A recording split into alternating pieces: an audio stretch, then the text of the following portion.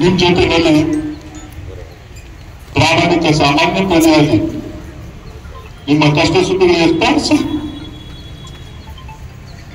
ಒಬ್ಬ ಕಾಂಗ್ರೆಸ್ ಕಾರ್ಯಕರ್ತನಾಗಿ ಖರಗ್ಪುರದ ಅಭಿವೃದ್ಧಿಗೆ ಹಗಲು ರಾತ್ರಿ ಡಿ.ಕೆ. ಶಿವಕುಮಾರ್ ಅವರ ನೇತೃತ್ವದಲ್ಲಿ ತಮ್ಮೆಲ್ಲರ ಮಾರ್ಗದರ್ಶನದಲ್ಲಿ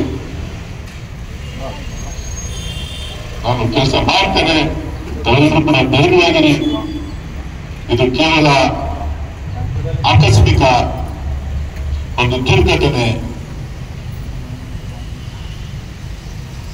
ಇದನ್ನ ಯಾರು ಕೂಡ ಪರ್ಮನೆಂಟ್ ಅಂತ ತಿಳ್ಕೊಬೇಡಿ. ಈ ಗೆಲುವು ಇದು ಜನತಾದಳದ ಗೆಲುವಲ್ಲ ಮತ್ತು ಭಾರತೀಯ ಜನತಾ ಪಕ್ಷದ ಗೆಲುವಲ್ಲ. ಇದು ನನ್ನ ಮೇಲಿನ ಆಕ್ರೋಶದ ಗೆಲುವು.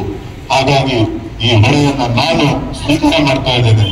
ತಾವೆಲ್ಲರೂ ಕೂಡ ನೆಮ್ಮದಿಯಿಂದ ನಿರ್ವಹಣೆಯಲ್ಲಿ ಪಕ್ಷ ಸಂಘಟನೆಯಲ್ಲಿ ಜನಸಾಮಾನ್ಯರಿಗೆ ಬೇಕಾದಂತಹ ಕೆಲಸ ಕಾರ್ಯಗಳನ್ನ ಪ್ರಾಮಾಣಿಕವಾಗಿ ಮಾಡೋದ್ರ ಮುಖಾಂತರ ಈ ಕ್ಷೇತ್ರದ ಈ ತಾಲೂಕಿನ ಬಡವರ ರೈತರ ಕಲ್ಪನ ಕ್ಷೇತ್ರದ ಅಭಿವೃದ್ಧಿ ವಿಚಾರದಲ್ಲಿ ನಾವು ನೀವೆಲ್ಲ ಸೇರಿ ಒಗ್ಗಟ್ಟಾಗಿ ಕೆಲಸ ಮಾಡೋಣ ಅಂತಕ್ಕಂಥ ಮಾತನ್ನ ಸಂದರ್ಭದಲ್ಲಿ ಹೇಳ್ತಾ ಮತ್ತೊಮ್ಮೆ ತಮ್ಮೆಲ್ಲರಿಗೂ ಕೂಡ ಧನ್ಯವಾದಗಳನ್ನ ಹೇಳಿ ನನ್ನ ಮಾತನ್ನ ಮುಗಿಸ್ತೇನೆ.